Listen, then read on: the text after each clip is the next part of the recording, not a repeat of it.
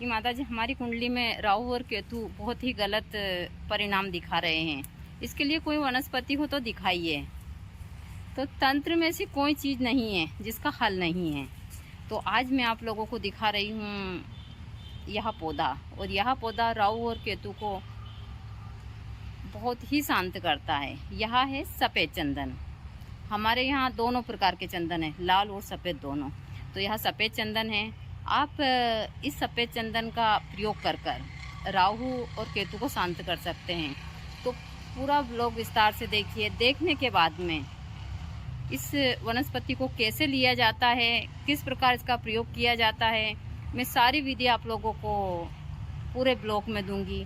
यदि आप सही तरीके से इसको लेते हैं और इसके ऊपर काम करते हैं तो आपके गृह में जो राहु केतु गलत परिणाम दिखा रहे हैं वह सही होकर आपके जीवन को वहाँ सुखी बना सकते हैं। तंत्र में ऐसी बहुत सारी चीज़ें हैं जो आप घर बैठे ही ठीक कर सकते हैं। बहुत सारे ऐसे पौधे हैं जिनको लगाकर आप अपने सारे ग्रह को शांत कर सकते हैं। चाहे आपकी कुंडली में कोई सा भी ग्रह यदि गलत परिणाम दिखा रहा है तो आप इन जड़ी बूटियों का प्रयोग कर कर और अपने जीवन में बहुत सारी खुशियाँ ला सकते हैं। जिस प्रकार आप जो हीरे वगैरह, जो भी रत्न वगैरह, माला उला आपको पहनने के लिए बहुत सारे उपाय जो जय माता दी सभी को। हर हर महादेव।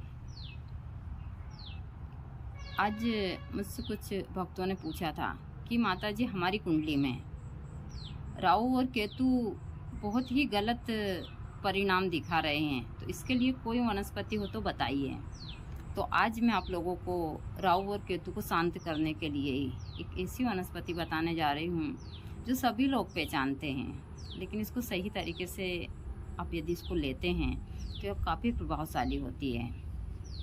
जैसा आज शनिवार है और आज शनिवार में है पुष्प नक्षत्र, तो आज मैंने आप लोगों को बिच्छू बेल के बारे में बताया था। ऐसी बहुत सारी वनस्पतियां हैं जो आप अपने गृह को शांत कर सकते हैं इनसे।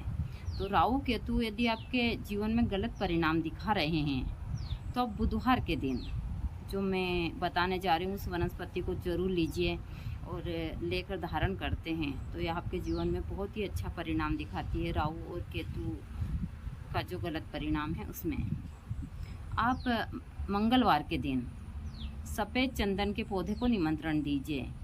फिर रविवार के दिन प्रातः आप सूर्य उदय से पहले उस पेड़ के पास जाइए।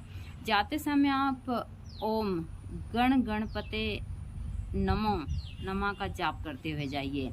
यह जाप करते हुए सूर्य उदय से पहले जाइए, वहाँ जाकर उस पेड़ को प्रणाम कीजिए। मैंने निमंत्रण देने की विधि तो अपने पिछले वीडियो में डाल दिया, आप वहाँ से विधि ले सकते हैं। विधि पौधा लेने की हर प्रकार की, थोड़े से मंत्र में थोड़ा इधर उधर होता है। तो आप चंदन के पेड़ के पास में जाइए, सफ़ेद वाले चंदन के, वहाँ जाकर आप उनको प्रणाम कीजिए यह मंत्र बोलते हुए।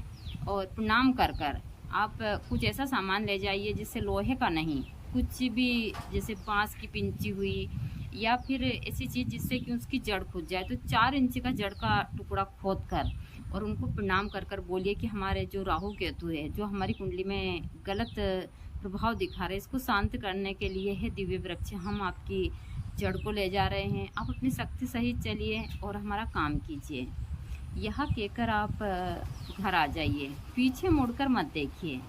घर आकर आप उस जड़ को गंगा जल से स्नान करवाइए, धूप दीप कर कर उसको नैवेद्य अर्पण कर कर एक सफ़ेद पटले के, एक सफ़ेद कपड़ा बिछाइए आम के पटले के ऊपर, और कपड़ा बिछाकर आप जहाँ भी गणपति जी की मूर्ति हो उसको स्थापित कर कर कम से कम ज़्यादा नहीं तो 108 बार इसी गण गणपते नमो नमः के मंत्र से अभिमंत्रित कर कर जो चमकीला हरा कलर का धागा होता है उस धागे में आप लोहे के ताबीज में उस जड़ को भर कर उसको अच्छे से साल्डर कर कर और अपने गले में धारण कर लीजिए उसी दिन, बुधवार के दिन। यदि आपने सही तरीके से इस प्रयोग को कर लिया तो जब तक वह ताबीज आपके गले में रहेगा आपका जो राहु केतु है वह शांत होकर आपके जीवन में सारी चीज़ें ठीक कर देगा, चाहे धन संबंधित हो या वो दूसरी भी सारी जो जितनी भी चीज़ें होती है वह आपके जीवन में ठीक कर कर आपको बहुत सारे जो लाभ है वह प्रदान करेगा। देखिए, तंत्र में बहुत सारी चीज़ें ऐसी हैं जो आप सही तरीके से कर लेते हैं तो यह चमत्कारी प्रभाव दिखाती है। चाहे चंद्र हो, सूर्य हो, शुक्र, जो भी जितने भी ग्रह हैं, सब ग्रह के लिए वनस्पतियां हैं और इनको आप सही तरीके से लेकर धारण करते हैं तो ये बहुत ही अच्छे प्रभाव दिखाती है आपके जीवन में। जिस प्रकार आपको ज्योतिष बताते हैं कि आप यह मूंगा पहन लीजिए, यह सारी चीज़ें इस प्रकार से चांदी या धातु पहन लीजिए, इसी प्रकार से वनस्पति है। और जो वनस्पति तंत्र में यह चीज़ें काफ़ी प्रभावशाली होती है। बहुत सारे ऐसे पेड़ पौधे हैं जो आपके घर के ऊपर यदि आप लगाते हैं तो आपकी कुंडली में चाहे कितने भी चीज़ें खराब हो, कोई सा भी ग्रह आपकी राशि के हिसाब से सारी चीज़ें, तो यह सब इन वनस्पतियों से स्वतः ही ठीक हो जाती है। लेकिन इन वनस्पतियों को अच्छे योग में लेने की आवश्यकता होती है। दूसरा, श्रद्धा और विश्वास होना चाहिए, सबसे पहली चीज़ है। दूसरा, हमारे यहाँ जितनी भी वनस्पतियाँ हैं मैं इनको देवी के रूप में पूजती हूँ हमेशा, और बहुत श्रद्धा और विश्वास से लेती हूँ इनको। ऐसा नहीं है कि मैं कहीं से भी उठाकर या कुछ भी ले लेती हूँ। मैं हर चीज़ का प्रयोग हर अच्छे नक्षत्र में। दूसरा, मंत्र तो इतने सारे मंत्र सिद्ध हो चुके हैं, 1.25 लाख बार क्या कई बार हो चुके हैं, तो अब हमको इतनी वो आवश्यकता नहीं पड़ती है। हम सिर्फ डायरेक्ट हवन कर लेते हैं, मंत्र का जाप करते हुए जाते हैं, निमंत्रण देते हैं, निमंत्रण देकर प्रातः दूसरे दिन उसको ले आते हैं। फिर हमारा हवन पूजन तो यहाँ डेली चलता है। अभी मेरी तबीयत ख़राब है तो कुछ दिन से फिर भी मैंने आज, जैसे शनिवार है, आज शनिवार में पुष्प नक्षत्र है तो आज मैंने हवन किया है। मैं थोड़ी ज़्यादा देर बैठती हूँ तो पीठ दर्द करती है कमजोरी के कारण, बहुत सारी चीज़ें हैं। और ये ऐसा नहीं है कि ये चीज़ें कुछ कारणवश से, बहुत सारी चीज़ें जो जीवन में घटती है ये सारी कमजोरी उसी के कारण है। मुझे पता है कि गुरुजी के जाने के बाद से मैं कुछ भी खा लूँ मेरे शरीर को नहीं लगता है। मैं एक साधक हूँ, मैं सब कुछ संभाल रही हूँ सब कुछ, लेकिन फिर भी बहुत सारी स्थितियाँ हैं जो हमारे उसमें नहीं रहती हैं। इतना सब कुछ कर रही हूँ सारी चीज़ें। आज भी अमन सुबह 3 बजे का गया हुआ है, किसी ज़रूरी उसका सेमिनार है उसमें, तो सुबह से तबीयत ख़राब है लेकिन सारी चीज़ें संभाल रही हूँ, सब कुछ है। उसको वो बोला उसने कि मैं नहीं जाऊँ, मैंने उसको भेजा और कहा कि नहीं, सबसे पहले तू जा और तेरा काम कर कर आ सारी चीज़ें। इसे ठीक है, लेकिन कमज़ोरी बहुत ज़्यादा है। 4-5 पॉइंट खून होना कम बात नहीं है।